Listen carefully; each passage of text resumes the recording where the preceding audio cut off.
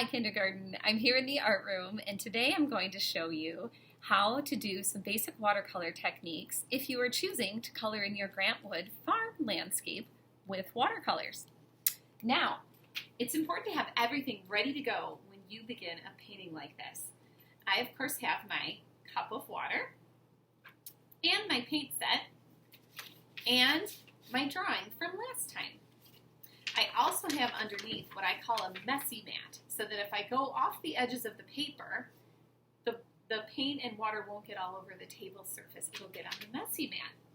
All right, now, something I like to do before I start a watercolor painting, you'll notice that all the watercolors are hard and they need water to activate them. So I add a little drop of water in each of the circles, or ovals I should say, that I know I'll be using. Here we go. We've also been talking about how this is a fall farm, so we'll stick with mostly those wonderful fall colors. I'm going to start in the foreground. That's the part at the very, very bottom where we did our young corn. I'm going to do something that might seem a little bit funny, but it's an important step.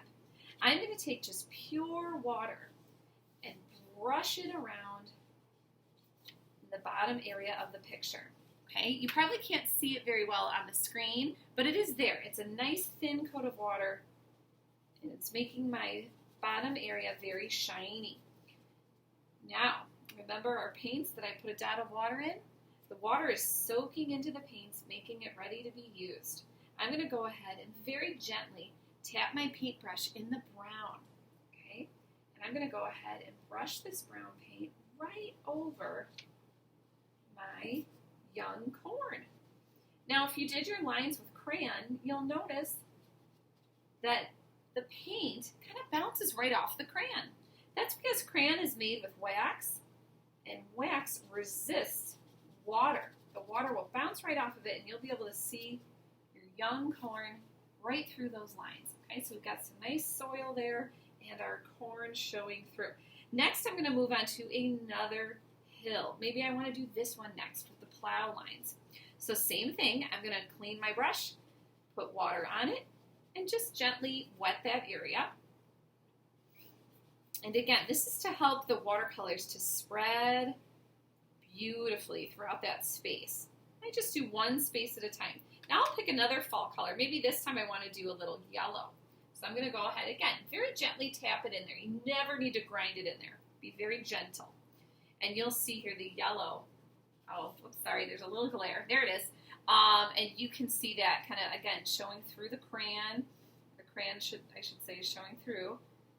You can see those nice lines. And you might need to dip it back in the color a couple of times. You certainly don't need to do it a lot.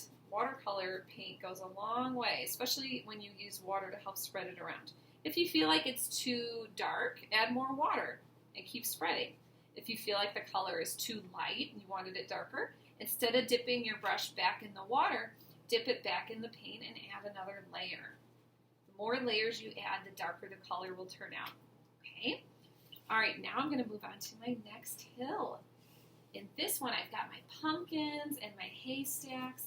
I'm going to brush gently over that area, same as before, and then pick another color. Maybe this time I'll do green. We'll make this a nice green field.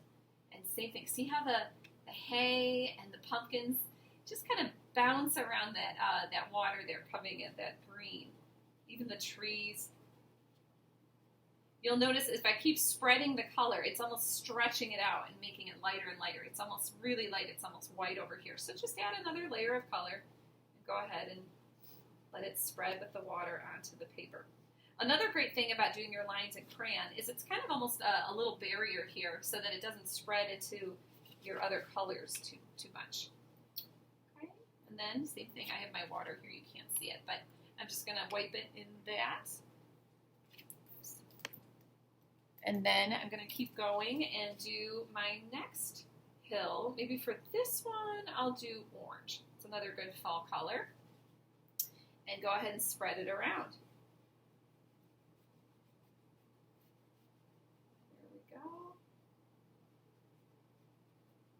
All right. Awesome. Okay. Now Now this one you'll notice is a lot darker because I didn't add water first, okay? And that's going to happen if you don't add water. If you do it and it looks a little too dark, put a little water over it. You see it's lightening up already. And I can even dab it with a tissue. Of course, I forgot to bring one over here, so you can imagine if you dabbed it with a tissue, it would soften the color. Okay, but I actually kind of like this deep orange. I'm going to leave that. All right, now it's time for my final color. I'm going to do the sky. Okay, and I'm going to do blue for this. I'm going to go ahead and add another layer of color just in the sky. Notice how each time I start a new area, I clean my brush, and then I just water over, especially for larger areas. You want that color to spread. And here's the blue, and look at that. Look how beautifully it's spreading. It's almost like a tie-dye t-shirt if you've ever seen one of those. And typically skies, they go horizontal. That's a cross. Okay, and then I kind of just let it fade down to the bottom. It's important to remember skies are not just a line at the top of the paper. They should go all the way down to where it meets the ground. Before you know it, you'll have yourself a beautiful sky. Now, I want this sky to stay very soft and light, so I'm not going to dip it back in the paint too much. Maybe one more time just to get this little corner here.